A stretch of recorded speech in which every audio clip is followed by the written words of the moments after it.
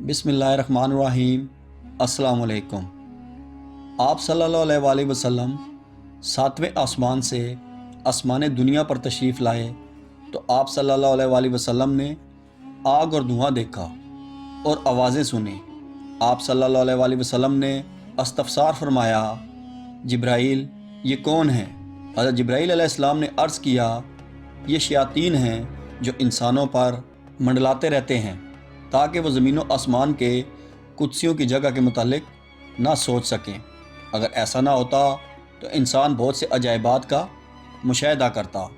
आप सल्लल्लाहु अलैहि वसल्लम ज़मीन पर उतरे हत्ता कि बैतुल मुक़द्दस पहुँच गए। वहाँ अंबिया किराम अलैहिस्सलाम जमा थे और नमाज का इंतज़ार फरमा रहे थे। आप सल्लल्लाहु अलैहि वसल्लम ने उन्हें सलाम किया। उन्होंने भी आप सल्लल्लाहु अलैहि वसल्लम को सलाम किया। जब नमाज का वक्त करीब आया और अंबिया किराम अलैहिस्सलाम नमाज के लिए खड़े हुए तो हज़रत जिब्राईल अलैहिस्सलाम ने आप सल्लल्लाहु अलैहि वसल्लम का हाथ मुबारक पकड़ा और मुसल्ला की तरफ इशारा करके कहा कि नमाज पढ़ाएं। आप सल्लल्लाहु अलैहि वसल्लम ने उन्हें नमाज पढ़ाई। गालिब यही है कि वो फजर की नमाज थी। आप सल्लल्लाहु अलैहि वसल्लम की इक्तदा में तमाम अंबिया किराम का नमाज अदा करना यकीनन आप सल्लल्लाहु अलैहि वसल्लम के लिए बाइस शर्फ़ व तकरीम और तमाम अंबिया किराम अलैहिस्सलाम पर आप सल्लल्लाहु अलैहि वसल्लम के बुलंद मर्तबा होने की दलील है।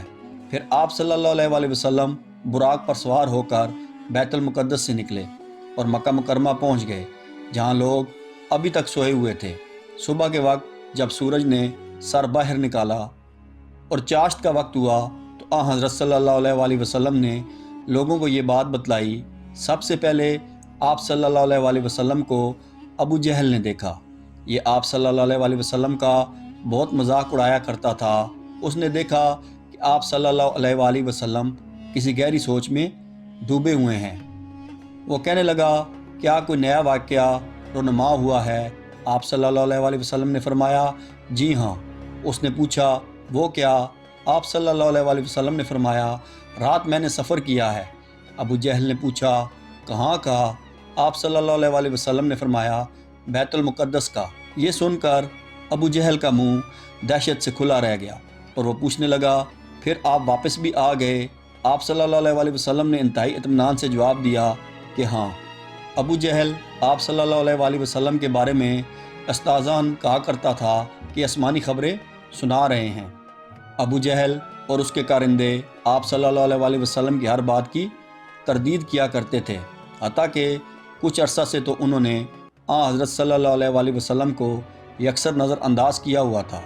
जब अबू जहल ने यह सुना, हज़रत सल्लल्लाहु अलैहि वसल्लम एक रात में मक्का से बैतुल मुक़द्दस पहुँचकर वापस भी आ गए, जबकि मक्का से बैतुल मुक़द्दस जाते हुए 1 महीना और वापस आते हुए एक और महीना सफ़र करना पड़ता है। तो अबू जहल ने सोचा कि ये बात लोगों के सामने भी आनी चाहिए ताकि लोग भी आप सल्लल्लाहु अलैहि वसल्लम का इस्तेहज़ा करें और आप सल्लल्लाहु अलैहि वसल्लम के बारे में गलत राय कायम करके आप सल्लल्लाहु अलैहि वसल्लम से दिल बर्दाश्ता हो जाएं।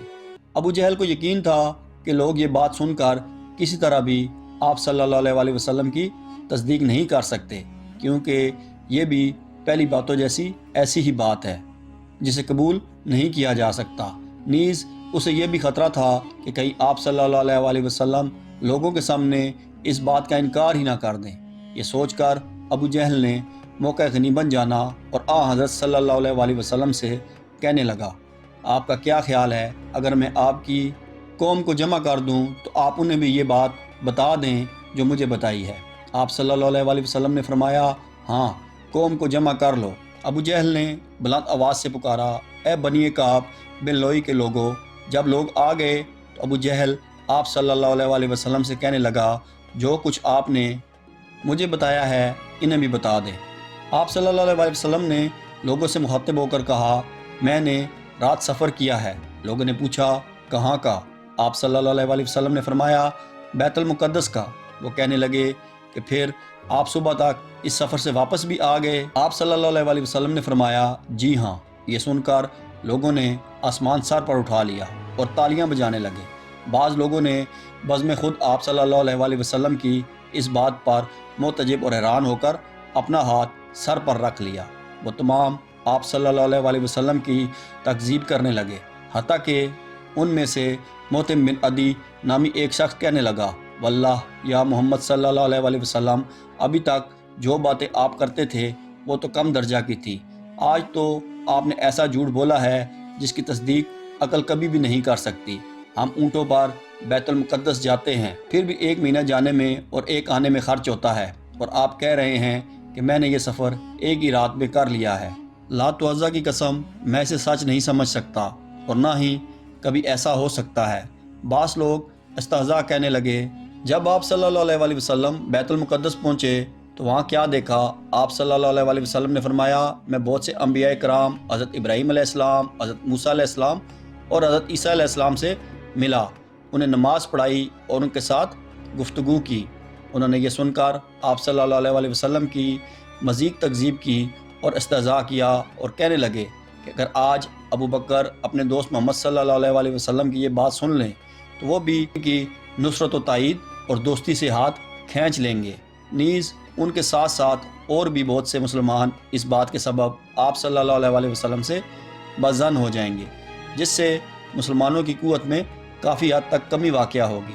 یہ سوچ کر ایک مشرک اٹھا اور حضرت ابو بکر صدیق رضی اللہ تعالیٰ عنہ کو تلاش کرنے لگا۔ آپ قریش کی کسی مجلس میں بیٹھے ہوئے تھے، وہ آیا اور آپ سے کہنے لگا، اے ابو بکر، کچھ سنا ہے؟ آپ کا دوست کیا کہہ رہا ہے؟ حضرت ابو بکر صدیق رضی اللہ تعالیٰ عنہ نے فرمایا، کیا کہہ رہا ہے؟ اس نے کہا کہ وہ کہہ رہا ہے کہ میں ایک ہی رات میں بیت المقدس جا کر واپس مکہ بھی آ گیا۔ حضرت ابو بکر صدیق رضی اللہ تعالیٰ عنہ نے پوچھا، کیا انہوں نے واقعی ایسا کہا ہے؟ وہ کہنے لگا، لات و عزا کی قسم، انہوں نے یقیناً ایسا ہی کہا ہے۔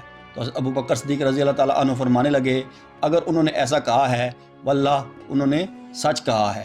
وہ مشرک معتجب اور دہشت زدہ ہو کر کہنے لگا، آپ اسے سچ سمجھتے ہیں کہ وہ ایک رات میں بیت المقدس گئے اور صبح سے پہلے واپس بھی آ گئے؟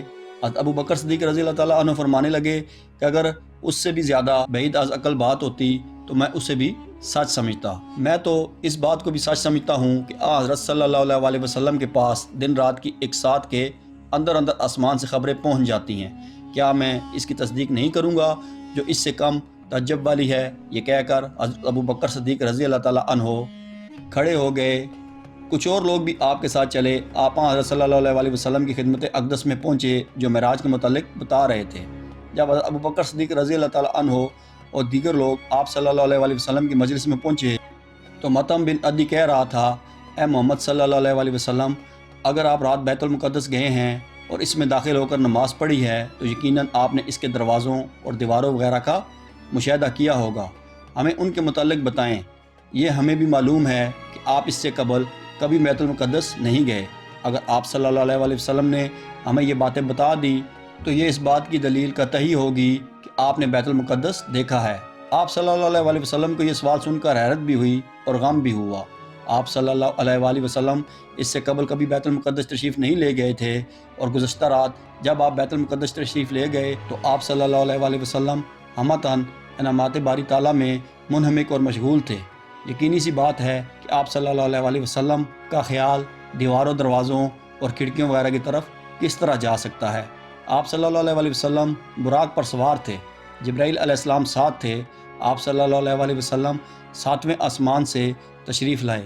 اتنے بڑے بڑے معجزات کا خیال چھوڑ کر یہ کس طرح ممکن تھا کہ آپ صلی اللہ علیہ وسلم فن تعمیر کی طرف متوجہ ہو جاتے، اور بالخصوص رات کے وقت؟ آپ صلی اللہ علیہ وسلم نے کچھ دیر توقف کیا تو مطعم بن عدی اور دیگر کفار نے سمجھا کہ شاید آپ صلی اللہ علیہ وسلم دروازوں اور دیواروں وغیرہ کو بیان کرنے سے عاجز آ گئے ہیں، تو وہ بہت خوش ہوئے اور مزید استہزاء پر کمر بستہ ہو گئے اور حضرت صلی اللہ علیہ وسلم پر کیچڑ اچھالنے لگے۔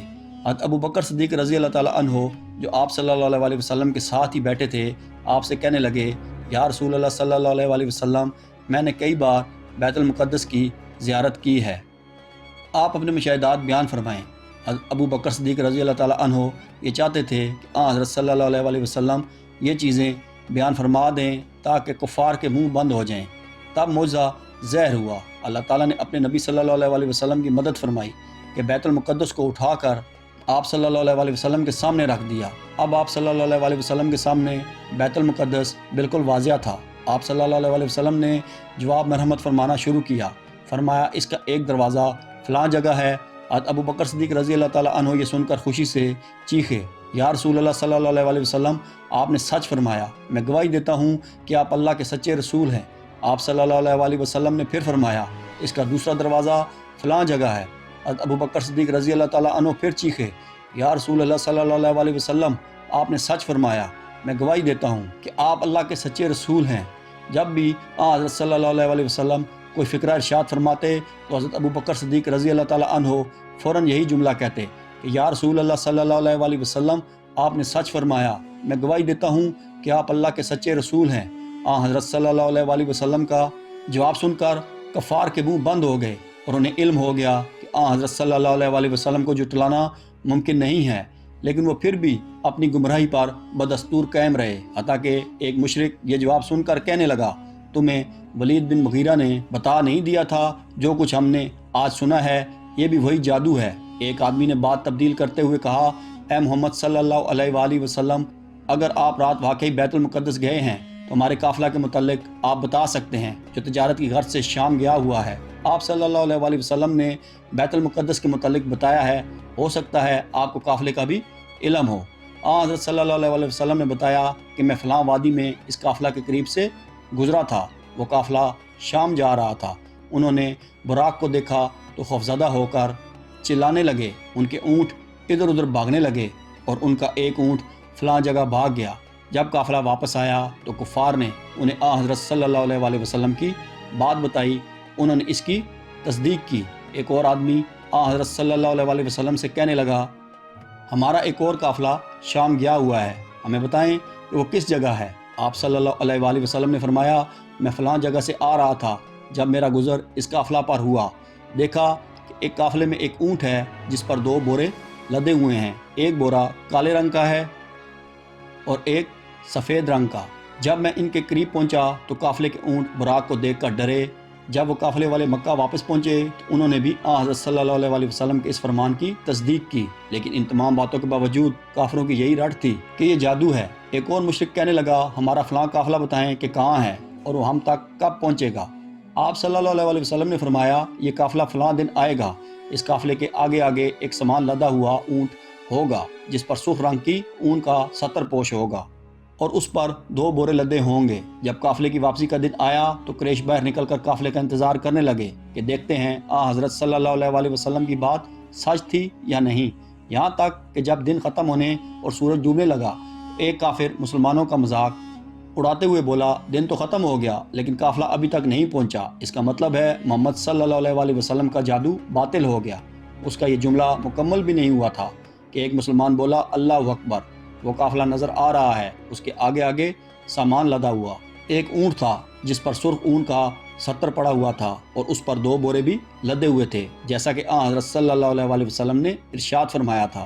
لیکن کفار مکہ ان تمام معجزات کے باوجود اپنی تضلیل و تکذیب پر ڈٹے رہے، لیکن مسلمانوں کے اذہان میں یہ معجزات زندہ جاوید بن کر محفوظ ہیں، جنہیں کوئی بھی مسلمان اپنے ذہن سے محو نہیں کر سکتا۔